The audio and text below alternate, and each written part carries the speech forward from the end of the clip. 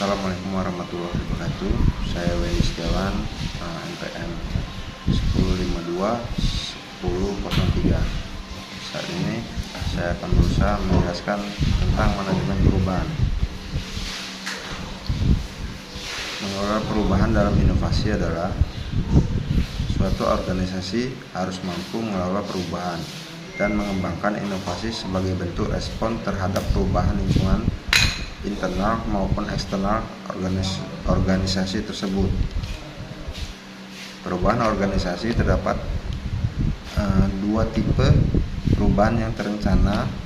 Sebuah organisasi yang sering diterapkan pada perusahaan-perusahaan pada saat ini, antara lain perubahan bertahap, yaitu upaya secara bertahap untuk meningkatkan operasional dasar dan proses kerja di berbagai bagian perusahaan. 2. Perubahan transformasi, yaitu mendesain ulang dan memperbarui seluruh organisasi. Faktor-faktor perubah organisasi masa kini antara lain digitalisasi bisnis, integrasi rantai pasokan, dan kemampuan manajemen. Proses perubahan dapat disebabkan antara lain jika perubahan dalam organisasi itu tidak ada, maka pekerjaan manajer relatif lebih mudah. Perubahan merupakan realita yang harus dihadapi oleh organisasi tersebut. Ketiga, organisasi menghadapi perubahan karena faktor eksternal dan internal yang membuat diperlukan suatu perubahan. Manajemen perubahan. Model manajemen perubahan salah satunya adalah adanya kekuatan eksternal yang dapat melakukan perubahan kebutuhan dan keinginan konsumen. 2. Adanya peraturan-peraturan baru. Ketiga, perubahan teknologi. Dan keempat, perubahan kondisi ekonomi. Tujuan dan sasaran perubahan antara lain menyesuaikan diri dengan kekuatan eksternal. Kedua, mengupayakan perubahan tingkah laku. Ketiga, mempersiapkan masa depan yang lebih baik. Jenis-jenis perubahan organisasi antara lain perubahan struktur, perubahan dalam lingkungan eksternal atau dalam strategi organisasi, sering menyebabkan perubahan dalam struktur organisasi. Perubahan teknologi. Kedua, perubahan teknologi. Manajer dapat mengubah teknologi yang digunakan untuk merubah input menjadi output. Ketiga, perubahan orang, yang melibatkan perubahan sikap, harapan, dan persepsi serta perilaku orang tersebut. 4. Peran perubahan dalam organisasi antara lain inventor, yang dapat diartikan mengembangkan dan mengerti aspek teknis dari ide, tidak tahunya cara untuk memenangkan dukungan atau ide atau membuat bisnis tersebut. 2. Champion diartikan percaya pada ide, memvisualisasikan manfaat, menghadapi organisasi realitas, biaya dan manfaat, memperoleh keuangan dan dukungan politik, dan mengatasi rintangan.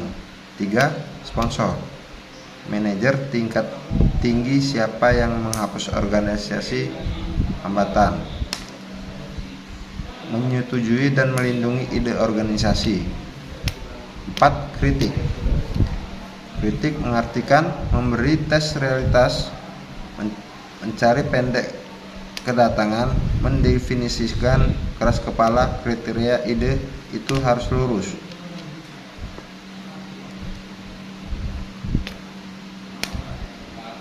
Resistance to change antara lain kepentingan pribadi, yang diartikan ketakutan akan kehilangan pribadi mungkin merupakan hambatan terbesar bagi perubahan organisasi tersebut. Kedua, kurangnya pemahaman dan kepercayaan, yang diartikan tidak memahami tujuan yang dimaksud dari suatu perubahan atau tidak mempercayai niat. Ketiga, kepastian, yang diartikan kurangnya informasi tentang peristiwa masa depan. Dan terakhir, penilaian dan tujuan berbeda, yang diartikan orang yang akan terpengaruh oleh inovasi dapat situasi secara berbeda. Struktur perubahan diantaranya adalah bentuk strategi terencana dalam mewujudkan perubahan organisasi yang memiliki sasaran jenis berdasarkan diagnosa yang tepat tentang permasalahan yang dihadapi oleh organisasi tersebut. Kedua, suatu kolaborasi antara berbagai pihak yang akan terkena dampak perubahan yang akan terjadi. Ketiga, terfokus pada cara-cara baru yang diperlukan untuk meningkatkan kinerja seluruh organisasi dan semua satuan kerja dalam organisasi. Keempat, menjadikan nilai humanistik sebagai pengembang potensi manusia menjadi bagian terpenting. Kelima, melakukan pendekatan komitmen sehingga selalu memperhitungkan pentingnya interaksi yang interdependensi antara bagian satuan kerja sebagai bagian integral di suasana yang utuh. Dan yang terakhir, melakukan pendekatan ilmiah dalam upaya meningkatkan efektivitas organisasi. Kesimpulannya adalah perubahan yang dilakukan melahirkan inovasi. Inovasi tersebut harus berguna bagi perusahaan sehingga tujuan atau visi misi perusahaan tercapai. Perusahaan berlahan dan kinerja perusahaan meningkat. Mungkin itu saja presentasi dari saya.